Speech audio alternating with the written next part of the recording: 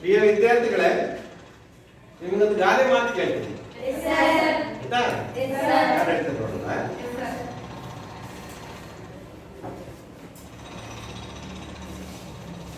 ದೇಶ ಡ್ಯಾಶ್ ನೋಡು. ದೇಶ ವೆರಿ ಗುಡ್. ಕೋಶ ಓದಿ ನೋಡು. ಆಯ್ತು? ದೇಶ ಸುತ್ತಿ ನೋಡು, ಕೋಶ ಓದಿ ನೋಡು ಅಂತ ಆಯ್ತು ಅಲ್ವಾ? ಹಾ, ಈಗ ಇದ್ದಾರೆ ಅದನ್ನು ಬರಿಬೇಕು. ನೀವು ಬರೀತೀರಾ? ಯಾರು ಬರೀತೀರಾ? ಬರ. ಇನ್ನೊಂದ ಹಾಜರಾಗಿ ಬರೀಬೇಕು. ಒಂದ್ ಸಾಲ ನೀರು ಬರ್ಕೋಬೇಕು. ಈ ಒಂದ್ ಸಾಲ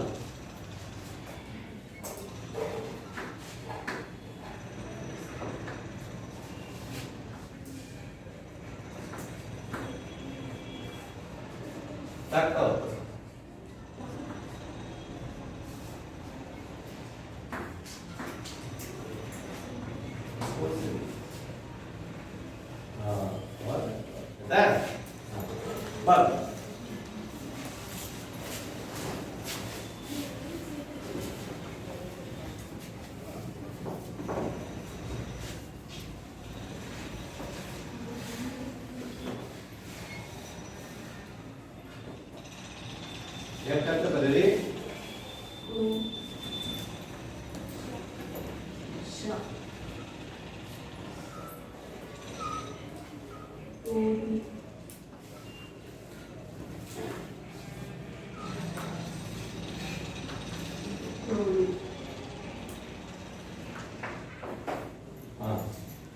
ಏನೇ ಬಂದ್ರೆ ಅಂತ ಇಬ್ರು ಹೇಳ್ಬೇಕು.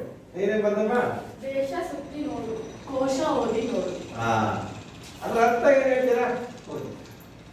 ದೇಶ ಸುತ್ತಬೇಕು. ಏನ್ ಹೇಳ್ತೀವಿ? ದೇಶ ಸುತ್ತ ನೋಡ್ಬೇಕಂದ್ರೆ ಕೋಶ ಓದ್ಬೇಕು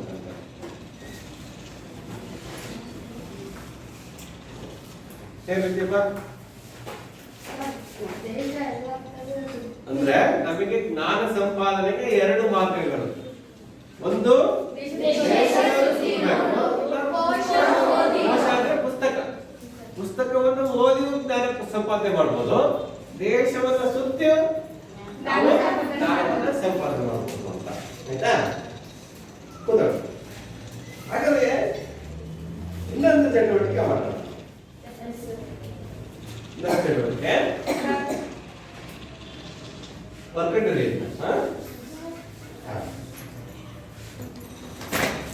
ಕನ್ನಡ ಸಾಹಿತ್ಯ ಪ್ರಕಾರಗಳು ಯಾವ್ಯಾವು ಅಂತ. ಕನ್ನಡ ಸಾಹಿತ್ಯ ಪ್ರಕಾರಗಳು ಯಾರಿಗಾರು ಗೊತ್ತಾ?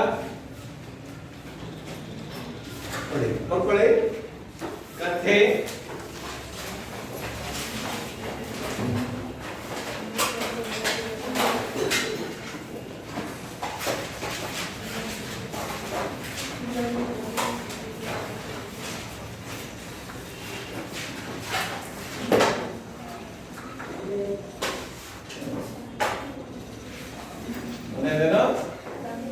ಕಥೆ, ಎರಡನೇದು ಕವನ, ಎರಡನೇದು ಮೂರನೇದಾಗಿ ಕಾದಂಬರಿ,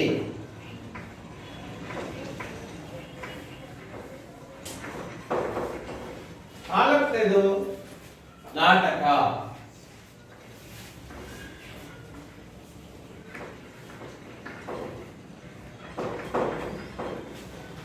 ಇನ್ನೊಂದು ಪ್ರವಾಸ ಕಥನ.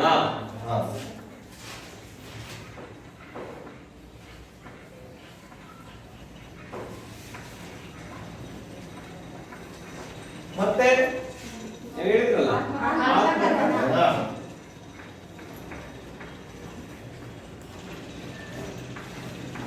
ಮತ್ತೆ ಆತ್ಮಕಥನ ಆಯ್ತು. ಜೀವನ ಚರಿತ್ರೆ,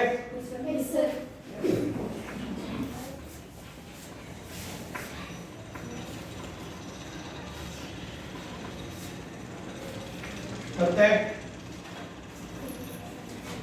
ಜನಪದ ಸಾಹಿತ್ಯ,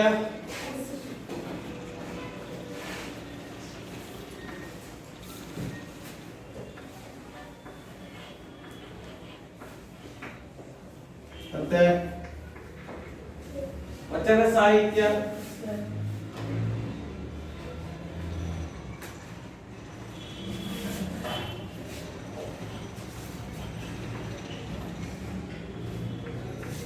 ಮತ್ತೆ ದಾಸ ಸಾಹಿತ್ಯ,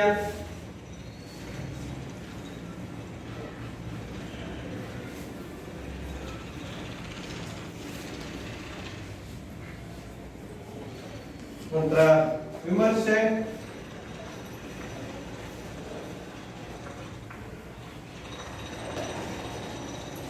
ಈ ಮೊದಲಾದ ಪ್ರಕಾರಗಳನ್ನು ನಾವು ಕನ್ನಡ ಸಾಹಿತ್ಯದ ಪ್ರಕಾರಗಳು ಅಂದ್ರೆ ಈ ಎಲ್ಲಾ ಪ್ರಕಾರಗಳಲ್ಲೂ ಕೂಡ ನೀವು ನಿಮ್ಮ ಒಂದು ಪಠ್ಯ ಭಾಗಕ್ಕೆ ಸಂಬಂಧಪಟ್ಟಂಗೆ ಅಧ್ಯಯನ ಮಾಡ್ತೀರಾ.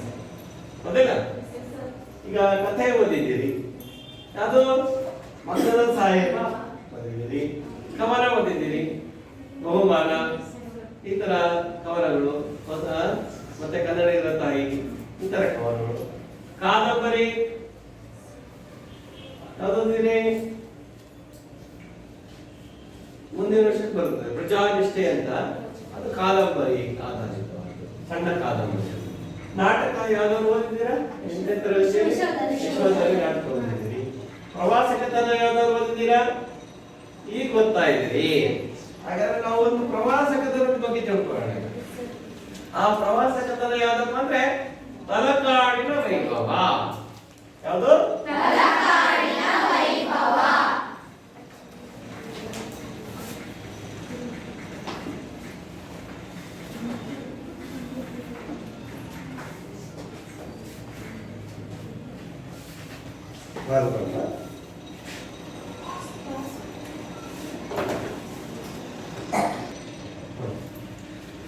ಈಗ ನಾವು ಈ ತಲಕಾಡಿನ ವೈಭವ ಅಂತ ಗದ್ಯ ಭಾಗದ ಬಗ್ಗೆ ತಿಳ್ಕೊಬೇಕಾದ್ರೆ ಅದಕ್ಕಿಂತ ಮುಂಚೆ ಆ ತಲಕಾಡಿನ ವೈಭವ ಗದ್ಯವನ್ನು ರಚನೆ ಮಾಡಿರ್ತಕ್ಕಂಥ ಕವಿಗಳ ಪರಿಚಯವನ್ನು ಮಾಡ್ತಾರೆ.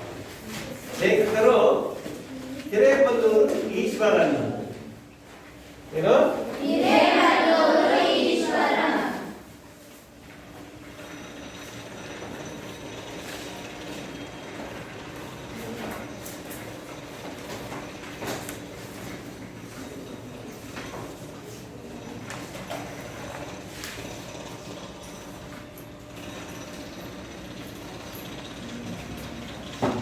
ಹಿರೇಬಲ್ಲೂರು ಈಶ್ವರ ಇವರು ನಮ್ಮ ಶ್ರೀ ತಳವಾಳ ಜಗದ್ಗುರು ಪುರಾಣ ಮಠದ ಶಿಷ್ಯ. ಅಂದ್ರೆ ಇವರು ನಮ್ಮ ಕರ್ನಾಟಕ ರಾಜ್ಯದಲ್ಲಿ ಅವರು ಹಾವೇರಿ ಜಿಲ್ಲೆಯಲ್ಲಿ ಜನಿಸ್ತಾರೆ. ಅವರು ಮುಂದಿನ ಶಿಕ್ಷಣವನ್ನ ಪಡೆಯಲಿಕ್ಕೆ ಮತ್ತು ಅವರು ಬೇರೆ ದೇಶದಲ್ಲಿ ಕೊರಿಯಾ ದೇಶದಲ್ಲಿ ಕೆಲಸ ಮಾಡೋದಕ್ಕೆ ಪ್ರಾರಂಭ ಮಾಡ್ತಾರೆ. ಮತ್ತೆ ಅಲ್ಲಿಯ ಶಿಷ್ಯರನ್ನೆಲ್ಲ ಅಲ್ಲಿಯ ಒಂದು ಜನರನ್ನೆಲ್ಲ ಕರ್ಕೊಂಡು ನಮ್ಮ ಮಠದ ಇತಿಹಾಸವನ್ನು ತಿಳಿಸ್ತಾರೆ. ಆಯ್ತಾ? ಅದನ್ನ ನೆನ್ಪಿಟ್ಕೋಬೇಕು. ಈಗ ಇವರ ಪರಿಚಯವನ್ನು ಮಾಡ್ಕೊಳ್ತಾ ಹೋಗೋಣ. ಇವರು ಜನಿಸಿದ್ದು 11/1/1922 ಜನನ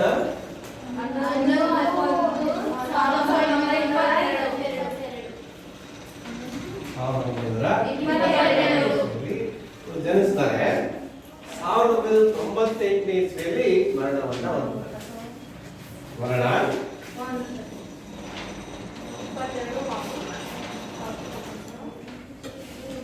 22/6/1998 ಇಸ್ವಿಯಲ್ಲಿ ನಾವಾಗ SLC ಓದ್ತಾ ಇದ್ದೆ ಆ ಟೈಮಲ್ಲಿ. ಇವರು 66 ವರ್ಷ ಬದುಕಿದ್ರು. ಯಾರು? ಹಿರೇಮಲ್ಲೂರು ಈಶ್ವರನ್. ಇವ್ರ ಜನ್ಮಸ್ಥಳ ಯಾವ್ದಪ್ಪ ಅಂದ್ರೆ ಹಾವೇರಿ ಜಿಲ್ಲೆ ಶಿಗ್ಗಾವಿ ತಾಲೂಕಿನ ಹಿರೇಮಲ್ಲೂರು ಜನ್ಮಸ್ಥಳ.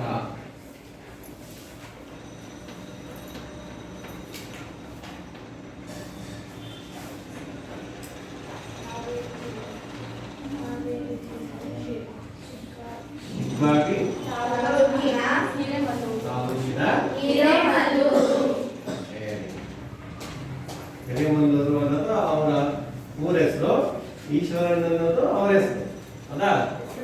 ಹಾ.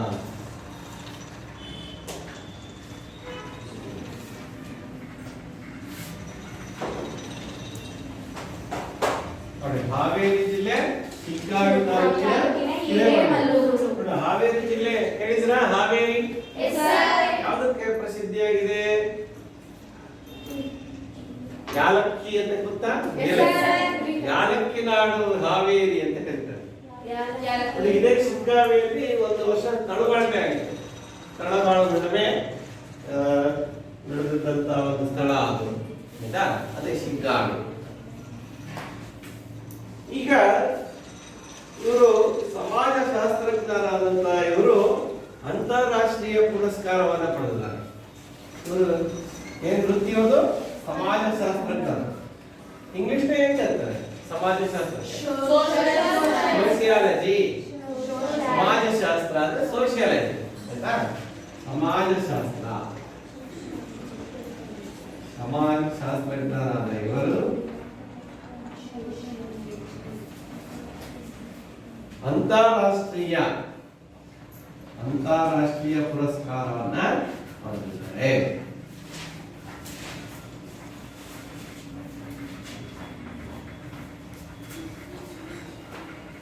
ನೋಡಿ, ಅಂತಾರಾಷ್ಟ್ರೀಯ ಇಂಗ್ಲಿಷ್ ಇಂಟರ್ನ್ಯಾಷನಲ್. Very good. ಇಲ್ಲಿ ಅಂತಾರಾಷ್ಟ್ರೀಯ ಬರೆಯಬೇಕು, ಅಂತಾರಾಷ್ಟ್ರೀಯ ಅಂತ ಬರೆಯಂಗಿಲ್ಲ, ಅಂತಾರಾಷ್ಟ್ರೀಯ ಅಂತ ಬರೆಯಬೇಕು, ಆಯ್ತಾ? ಲಿಂಗರಾಜ ಮಹಾವಿದ್ಯಾಲಯದಲ್ಲಿ ಇವರು MA ಪದವಿಯನ್ನ ಪೂರೈಸ್ತಾರೆ. ಮತ್ತೆ ಕೊಲ್ಲಾಪುರದಲ್ಲಿ ಕನ್ನಡ ಅಧ್ಯಾಪಕರಾಗಿ ಸೇವೆಯನ್ನು ಸಲ್ಲಿಸ್ತಾರೆ. ಕೊಲ್ಲಾಪುರ ಎಲ್ಲಿದೆ? ಮಹಾರಾಷ್ಟ್ರದಲ್ಲಿದೆ. ತಿಳಿದ್ರೆ? ಕೊಲ್ಲಾಪುರ ಮಹಾರಾಷ್ಟ್ರದ ಕೊಲ್ಲಾಪುರದಲ್ಲಿ ಇವರು ಕನ್ನಡ ಅಧ್ಯಾಪಕರಾಗಿ ಸೇವೆಯನ್ನ ಆರಂಭಿಸಿದ್ದಾರೆ. ನಂತರ ಆಕ್ಸ್ಫರ್ಡ್ ವಿಶ್ವವಿದ್ಯಾಲಯದಿಂದ ಇವರಿಗೆ ಡಾಕ್ಟರೇಟ್ ಪದವಿ ಬಂದಿದೆ. ಯಾವ ವಿಶ್ವವಿದ್ಯಾಲಯದಿಂದ? ಆಕ್ಸ್ಫರ್ಡ್, ಬಹಳ ಪ್ರಸಿದ್ಧವಾದಂತಹ ವಿಶ್ವವಿದ್ಯಾಲಯ. ಆ ವಿಶ್ವವಿದ್ಯಾಲಯದಿಂದ ಇವರು ಆಕ್ಸ್ಫರ್ಡ್ ವಿಶ್ವವಿದ್ಯಾಲಯದಿಂದ ಡಾಕ್ಟರೇಟ್ ಪದವಿಯನ್ನು ಪಡೆದಿದ್ದಾರೆ. ನೋಡಿ, ಕೆನಡಾ ದೇಶದಲ್ಲಿ ಕೆನಡಾದ ಯಾರ್ಕ್ ವಿಶ್ವವಿದ್ಯಾಲಯದಲ್ಲಿ ಸಮಾಜಶಾಸ್ತ್ರಜ್ಞರಾಗಿ ಸಮಾಜಶಾಸ್ತ್ರದ ಪ್ರಾಧ್ಯಾಪಕರಾಗಿ ಸೇವೆಯನ್ನು ಸಲ್ಲಿಸಿದ್ದಾರೆ. ಆಗ್ಲೇ ಹೇಳ್ತಲ್ಲ, ಕೆನಡಾ ಅವರು ಇಲ್ಲಿ ಸಮಾಜಶಾಸ್ತ್ರ ಪ್ರಾಧ್ಯಾಪಕರಾಗಿದ್ರು. ನಮ್ಮ ಕರ್ನಾಟಕದಲ್ಲಿ ಅಷ್ಟೇ ಅಲ್ಲ, ಅವರು ಕೆನಡಾ ದೇಶದಲ್ಲಿ ಕೂಡ ಸಮಾಜಶಾಸ್ತ್ರದ ಅಧ್ಯಾಪಕರಾಗಿದ್ರು.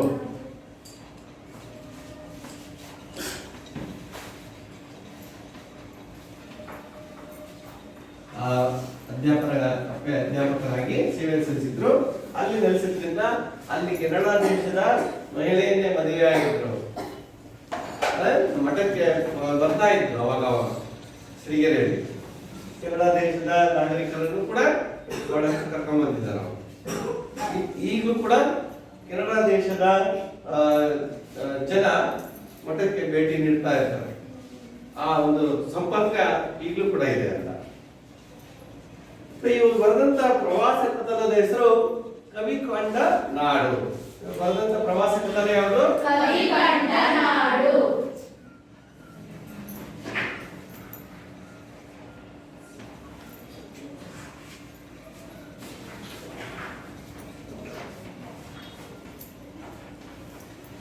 ಕವಿ ಕಂಡ ನಾಡು ಎಂಬುದು ಪ್ರವಾಸ ಕಥನದ ಹೆಸರು.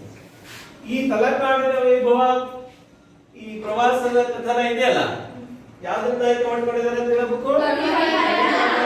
ಎಂಬ ಪ್ರವಾಸ ಕಥನದಿಂದ ತಲಕಾಡಿನ ವೈಭವ ಎಂಬ ಗದ್ಯ ಭಾಗದಿಂದ ಆಯ್ದುಕೊಳ್ಳಲಾಗಿದೆ.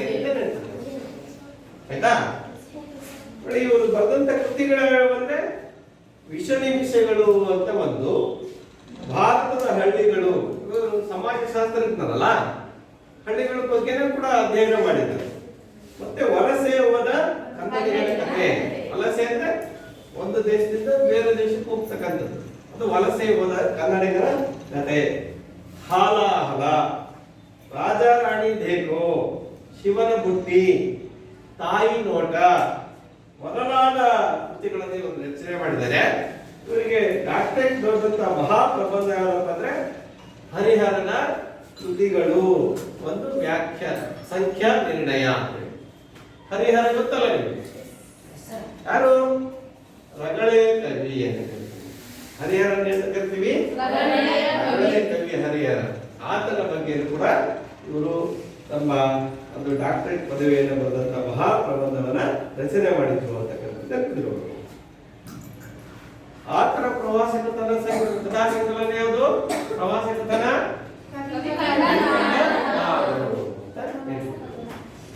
ಆಯ್ತಾ? ಇದಿಷ್ಟು ಕವಿ ಲೇಖಕರ ಪರಿಚಯ. ಹಿರೇಮಲ್ಲೂರು ಈಶ್ವರನ್ ತಲಕಾಡಿನ ವೈಭವ ಎಂಬ ಗದ್ಯ ಭಾಗವನ್ನ ರಚನೆ ಮಾಡತಕ್ಕಂಥವ್ರು. ಹಾಗಾದ್ರೆ ವಿದ್ಯಾರ್ಥಿಗಳೇ, ನಿಮಗೊಂದು ಪ್ರಶ್ನೆ ಕೇಳ್ತೀನಿ. ಈ ಪ್ರವಾಸ ಸಾಹಿತ್ಯದಲ್ಲಿ ಎಷ್ಟು ವಿಧಗಳನ್ನು ಕಾಣ್ತೀವಿ? Very good. ಹಾಗಾದ್ರೆ ಒಂದೇ ವಿಧ ಯಾವ್ದಂತ ಹೇಳ್ತೀರಾ? ಸ್ಥಳೀಯ ಪ್ರವಾಸ. ಸ್ಥಳೀಯ ಪ್ರವಾಸ. ಹಾ, ಒಂದೇದೇನು? ಸ್ಥಳೀಯ ಪ್ರವಾಸ.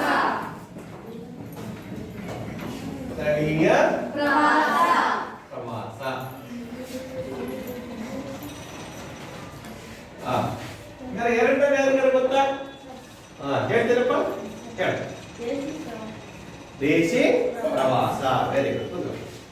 ದೇಶಿ ಪ್ರವಾಸ.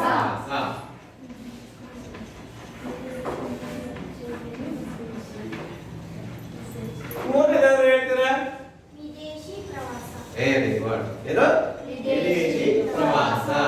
ಕೂತ್ರು.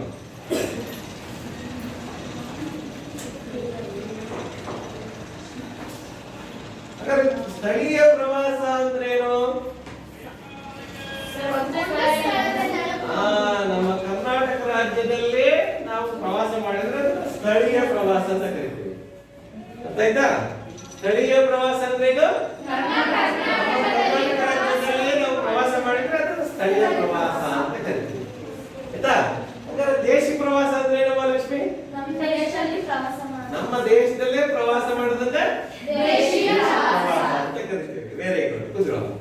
ಹಾಗಾದ್ರೆ ವಿದೇಶಿ ಪ್ರವಾಸ ಅಂದ್ರೆ ಯಾರು ಹೇಳ್ತೀರಾ? ಬೇರೆ ದೇಶದಲ್ಲಿ ಪ್ರವಾಸ, ಬೇರೆ ದೇಶಕ್ಕೆ ಹೋಗೋದು. ಅರ್ಥ ಇದೆಯಲ್ಲ ನಿಮಗೆ?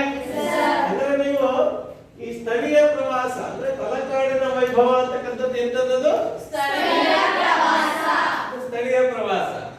ನೀವು ಮುಂದಿನ ವರ್ಷಕ್ಕೆ ದೇಶಿ ಪ್ರವಾಸ ಹೋಗ್ತೀರಾ 9ನೇ ತರಗತಿಯಲ್ಲಿ. ಅಲ್ಲಿ ಬೆಳಗಿನ ತಾಣ ಜಯಪುರ ಅಂತಿದೆ, ಅಲ್ಲಿ ದೇಶಿ ಪ್ರವಾಸ ಅಂದ್ರೆ ಅಲ್ಲಿ ರಾಜಸ್ಥಾನಕ್ಕೆ ಹೋಗ್ತೀರಾ, ಜಯಪುರಕ್ಕೆ ಹೋಗ್ತೀರಾ. ಆಮೇಲೆ 10ನೇ ತರಗತಿಯಲ್ಲಿ ನೀವು ಸೀದಾ ಬಿಡ್ತೀರಾ, ವಿದೇಶಿ ಪ್ರವಾಸಕ್ಕೆ ಹೋಗ್ತೀರಾ, ಲಂಡನ್ಗೆ ಹೋಗ್ಬಿಡ್ತೀರಾ. ಬೇಕೂರಿಗೆ ಹೋಗೋದವರು ನಿಮಗೆ ಲಂಡನ್ಗೆ ಕರ್ಕೊಂಡು ಹೋಗ್ತಾರೆ. ದೇಶಿ ಪ್ರವಾಸಕ್ಕೆ ಯಾರು ಕರ್ಕೊಂಡು ಹೋಗ್ತಾರೆ? ನಮ್ಮ ಶಿವರಾಮ್ಕರ್ ಅಂತ ಕರ್ಕೊಂಡು ಹೋಗ್ತಾರೆ. ಆಯ್ತಾ? ಬೆಳಗಿನ ತಾಣ ಜಯಪುರ ರಾಜಸ್ಥಾನಕ್ಕೆ. ಈಗ ನಾವು ಏನು ಮಾಡೋಣ? ಕರ್ನಾಟಕ ರಾಜ್ಯದಲ್ಲಿರ್ತಕ್ಕಂಥ ಮೈಸೂರು ಹತ್ರ ಇರ್ತಕ್ಕಂಥ ತಲಕಾಡಿಗೆ ಹೋಗಿ ಬರೋಣ. ಎಲ್ಲರೂ ಬರ್ತೀರಾ?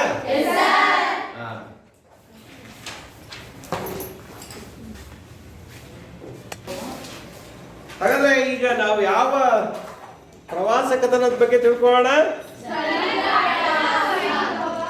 ತಲಕಾಡಿನ ಅದೊಂದು ಸ್ಥಳೀಯ ಪ್ರವಾಸ. ಅದನ್ನ ರಚನೆ ಮಾಡಿರ್ತಕ್ಕಂಥ ಲೇಖಕರ ಹೆಸರೇನು? ಹಿರೇಮಲ್ಲೂರು ಈಶ್ವರನ್ ಅವರು. ನೋಡ್ತಿದ್ದೀರಾ? ಈಗ ನಾವೇ ಮಾಡುದು ಅವರ ಚಿತ್ರವನ್ನ ಕೊಟ್ಟಿದ್ದಾರೆ. ನೋಡ್ತಿದ್ದೀರಲ್ಲ? ಹಿರೇಮಲ್ಲೂರು ಈಶ್ವರನ್ ಅವರ ಭಾವಚಿತ್ರ ಇಲ್ಲಿದೆ.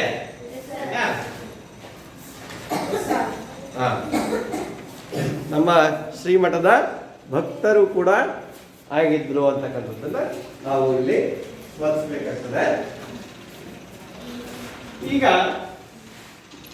ಈ ತಲಕಾಡಿನ ಪರಿಚಯವನ್ನು ನಾವು ಮಾಡ್ಕೊಳ್ಳೋಣ. ಆಯ್ತಾ? ತಲಕಾಡಿನ ಪರಿಚಯವನ್ನ ನಾವೀಗ ಮಾಡ್ಕೊಳ್ಳೋಣ. ಈ ಭಾರತ ದೇಶವು ವಿವಿಧ ಸಂಸ್ಕೃತಿ ಸಂಪ್ರದಾಯಗಳನ್ನ ಆಚರಿಸುವಂತ ಜಗತ್ತಿನ ಶ್ರೀಮಂತ ನಾಡು ಯಾವುದು? ನಮ್ಮ ಭಾರತ ದೇಶ. ಉತ್ತರದ ಕಾಶ್ಮೀರದಿಂದ ಹಿಡಿದು ದಕ್ಷಿಣದ ಕನ್ಯಾಕುಮಾರಿವರೆಗೆ, ಉತ್ತರದ ಕಾಶ್ಮೀರದಿಂದ ಹಿಡಿದು ದಕ್ಷಿಣದ ಕನ್ಯಾಕುಮಾರಿವರೆಗೆ ಅದೇ ಹಲವು ಬಗೆಯ ಪರಂಪರೆಗಳಿದಾವೆ, ಆಚಾರ ವಿಚಾರಗಳಿದಾವೆ, ನಡೆ ನುಡಿಗಳಿದಾವೆ. ಅವುಗಳೆಲ್ಲ ನಾವು ದೇಶದ ಎಲ್ಲಾ ರಾಜ್ಯಗಳಲ್ಲಿ ಕಾಣಬಹುದಾಗಿದೆ. ಹಾಗಾದ್ರೆ ಅವುಗಳಲ್ಲೂ ಕೂಡ ಕೆಲವು ಹಬ್ಬ ಹರಿದಿನಗಳು ವಿಶಿಷ್ಟವಾಗಿರ್ತವೆ. ನಿರ್ದಿಷ್ಟ ಸಮಯದಲ್ಲೋ ಅಥವಾ ಇಷ್ಟು ವರ್ಷಗಳಿಗೊಮ್ಮೆ ಎದ್ದು ಆಚರಿಸಲ್ಪಡ್ತಕ್ಕಂಥ ಹಬ್ಬಗಳು ಕೂಡ ಇದಾವೆ. ಉದಾಹರಣೆಗೆ ನಾವು ತಿಳ್ಕೊಳ್ಳೋದಾದ್ರೆ ಈ ಹಾಸನ ಅಂತ ಇದೆಯಲ್ಲ, ಮತ್ತೆ ನೀವು ದೂರದರ್ಶನದಲ್ಲಿ ಟಿವಿಯಲ್ಲೆಲ್ಲ ನೋಡಿದ್ದೀರ. ದೀಪಾವಳಿ ಹಬ್ಬದ ಸಮಯದಲ್ಲಿ ಹಾಸನಾಂಬೆಯ ದರ್ಶನ ಬಾಗಿಲು ತೆರೆದಿದೆ ಅಂತ. ಅಂದ್ರೆ ವರ್ಷಕ್ಕೊಮ್ಮೆ ಹಾಸನಾಂಬೆಯ ದರ್ಶನವಾದ್ರೆ 12 ವರ್ಷಗಳಿಗೊಮ್ಮೆ ಶ್ರಾವಣಗೊಳಗೊಳದ ಗೊಮ್ಮಟೇಶ್ವರನ ಮೂರ್ತಿಗೆ ಮಹಾಮಸ್ತಕಾಭಿಷೇಕ ನಡೆಯೋದನ್ನ ನಾವು ಗಮನಿಸ್ತೀವಿ ಅಲ್ವಾ? ಹಾಗೆಯೇ ಇದೇ ರೀತಿಯಾಗಿ ಕರ್ನಾಟಕದ ಪುರಾತನ ನಗರಿ ಅಂದ್ರೆ ತಲಕಾಡು, ಕರ್ನಾಟಕದ ಪುರಾತನ ನಗರಿ ಯಾವುದು?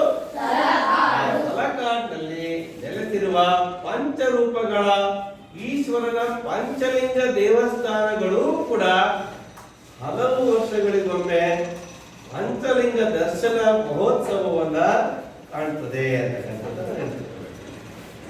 2006ರ ನಂತರ ಮತ್ತೊಮ್ಮೆ ಈ ಉತ್ಸವ 2013 ನವೆಂಬರ್ 28ರಿಂದ ಡಿಸೆಂಬರ್ 2ರವರೆಗೆ ಆಯೋಜನೆಗೊಂಡಿತ್ತು ಅಂತಕ್ಕಂಥದ್ದನ್ನ ನಾವಿಲ್ಲಿ ಸ್ಮರಿಸಬೇಕಾಗುತ್ತೆ. ಪಂಚಲಿಂಗಗಳು ಯಾವುವು ಅಂತ ನಾವು ತಿಳ್ಕೊಳ್ಳೋದಾದ್ರೆ, ಈ ಪಂಚಲಿಂಗಗಳು ಒಂದದು ವೈದ್ಯೇಶ್ವರ ಪಂಚಲಿಂಗಗಳು.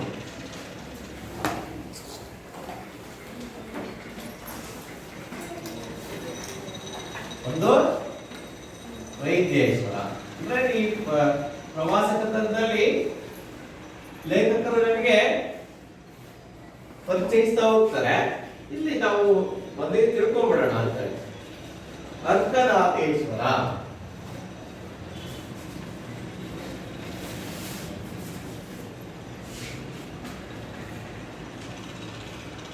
ಅಂದ್ರೆ ಅರ್ಕೇಶ್ವರ ಅಂತಲೂ ಕೂಡ ಕರೀತಾರೆ. ಮೂರನೇದು ಪಾತಾಳೇಶ್ವರ,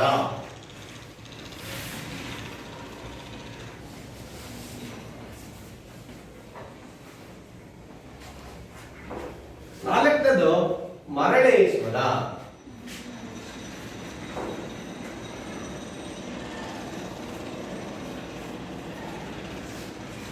ಐದನೇದಾಗಿ ಮಲ್ಲಿಕಾರ್ಜುನೇಶ್ವರ,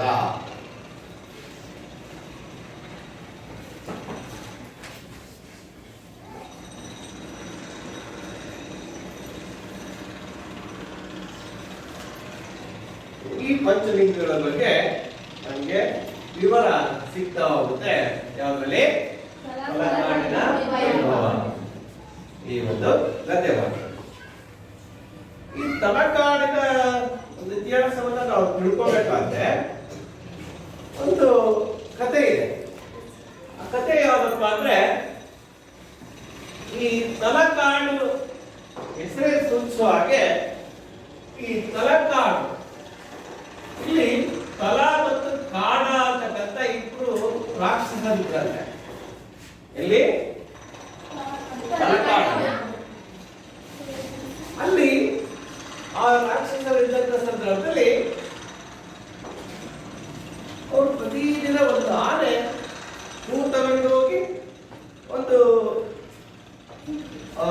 ಅಲ್ಲಿ ಒಂದು ಹುತ್ತದ ಟೈಪ್ ಇರ್ತದೆ, ಅಲ್ಲಿ ಹೋಗಿ ದಿನಾ ಹಾಕ್ಕೊಳ್ತಾ ಇದ್ರು. ಯಾವುದು? ಆನೆ. ಏನು ಈ ಆನೆ ದಿನ ಹೂ ತಗೊಂಡು ಹೋಗಿ ಅಲ್ಲಿ ಹಾಕ್ಬಿಡ್ತಲ್ಲ ಅಂತೇಳಿ ಅದನ್ನ ಆ ಕಲಾ ಮತ್ತು ಕಾಡ ಅದು ಕಂಡುಹಿಡಿಬೇಕು ಅಂತ ಏನ್ ಮಾಡ್ತಾರೆ, ಅದನ್ನೆಲ್ಲ ಬಗಿತಾರೆ, ತೋಡ್ತಾರೆ. ಅಲ್ಲೇನು ನಿಧಿ ಏನಾದ್ರು ಸಿಗ್ಬೋದೇನೋ ಅಂತ. ಅಲ್ಲಿ ಸಿಕ್ಕಿದ್ದು ದೇವರ ಲಿಂಗ, ಇಷ್ಟಲಿಂಗ. ಹೌದಾ? ಆ ಒಂದು ಅಂದ್ರೆ ಅದು ವೀರಭದ್ರನ ಒಂದು ಲಿಂಗ ಆಗಿರ್ತದೆ. ಹಾಗಾಗಿ ಅವರು ಅವತ್ತಿಂದ ಅದನ್ನ ಪೂಜೆ ಮಾಡೋದಕ್ಕೆ ಪ್ರಾರಂಭ ಮಾಡ್ತಾರೆ. ಅಲ್ಲೊಂದು ದೇವಾಲಯವನ್ನು ಕೂಡ ಕಟ್ತಾರೆ. ಯಾರು? ಕಾಡ. ಆ ದೇವಾಲಯ ಕಟ್ಟಿದಂತ ನೆನಪಿಗಾಗಿ ಈಗಲೂ ಕೂಡ ನೀವು ವೀರಭದ್ರ ಗುಡಿಯ ತಲಕಾಡಿನಲ್ಲಿ ಹೋದಾಗ ನೀವು ಆ ವೀರಭದ್ರನ ಗುಡಿಯ ಎಡಬಲಗಳಲ್ಲಿ ತಲಾ ಮತ್ತು ಕಾಡ ಇವರು ಇಬ್ಬರು ಚಿತ್ರವನ್ನ ಇರೋದನ್ನ ನಾವು ಗಮನಿಸಬಹುದು. ತಲಕಾಡು ಎಂಬ ಹೆಸರು ಹೆಂಗ್ ಬಂತು ಅಂದ್ರೆ ಆ ತಲಾ ಮತ್ತು ಕಾಡ ಎಂಬ ಇಬ್ಬರು ರಾಕ್ಷಸರಿಂದ ಆ ತಲಕಾಡು ಅಂತಕ್ಕಂಥ ಹೆಸರನ್ನ ಬಂದದನ್ನ ನಾವು ಕಾಣ್ತೀವಿ. ಅರ್ಥ ಆಯ್ತಾ? ಇದು ತಲಕಾಡಿನ ಇತಿಹಾಸದ ಬಗ್ಗೆ ಇರತಕ್ಕಂಥ ನಮಗೆ ಒಂದಿಷ್ಟು ಮಾಹಿತಿ. ಗೊತ್ತಾಯ್ತಾ? ಈಗ ನಾವು ಈ ಒಂದು ಗದ್ಯ ಭಾಗದ ಬಗ್ಗೆ ನೋಡ್ತಾ ಹೋಗೋಣ. ಆಯ್ತಾ? ಈಗ ಎಲ್ಲರೂ ಬುಕ್ ತೆಗೀರಿ, ಪುಸ್ತಕವನ್ನು ತೆಗೆಯಿರಿ.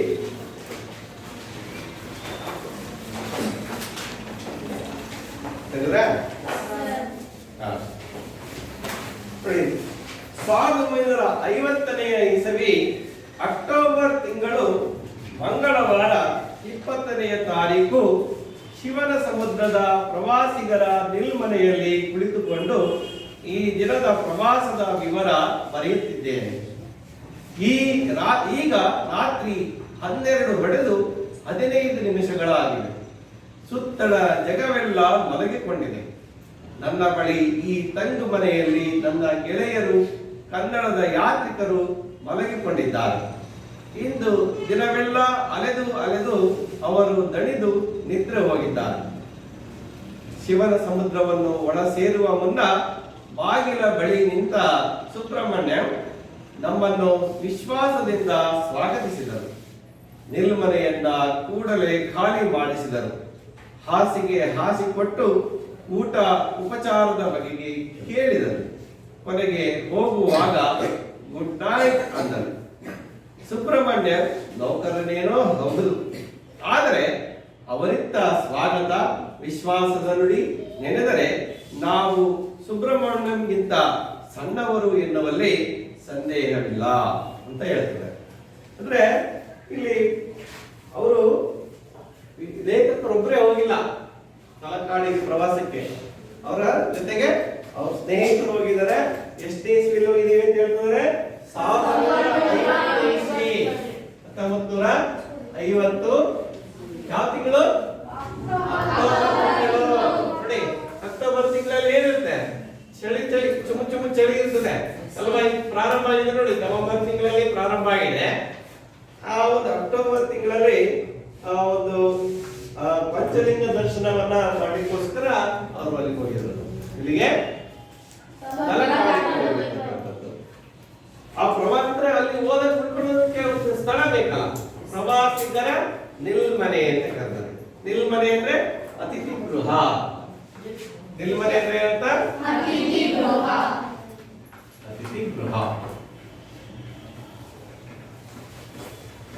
ಅತಿಥಿ ಗೃಹದಲ್ಲಿ ಯಾರು ಅವರನ್ನು ಆತಿಥ್ಯ ಮಾಡ್ತಾರೆ? ಸುಬ್ರಹ್ಮಣ್ಯ ಅಂತ ಸುಬ್ರಹ್ಮಣ್ಯ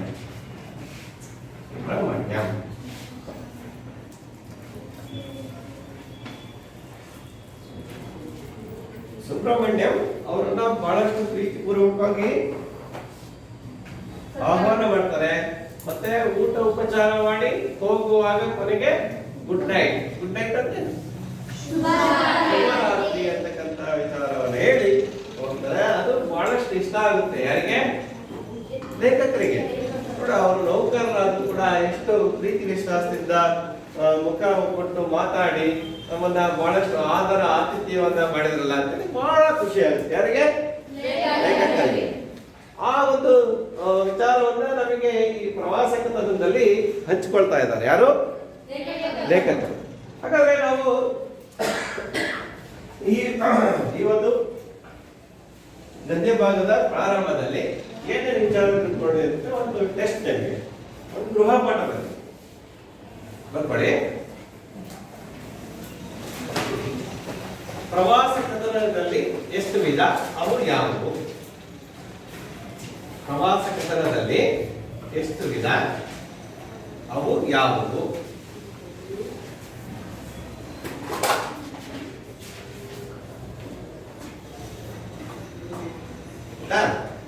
ಎರಡನೇ ಪ್ರಶ್ನೆ, ತಲಕಾಡಿಗೆ ತಲಕಾಡು ಎಂಬ ಹೆಸರು ಬರಲು ಇರುವ ಕಥೆಯನ್ನು ಬರೆಯಿರಿ. ಆಯ್ತಾ? ಎಂಬ ಹೆಸರು ಬರಲು ಇರುವ ಕಥೆಯನ್ನು ಬರೆಯಿರಿ.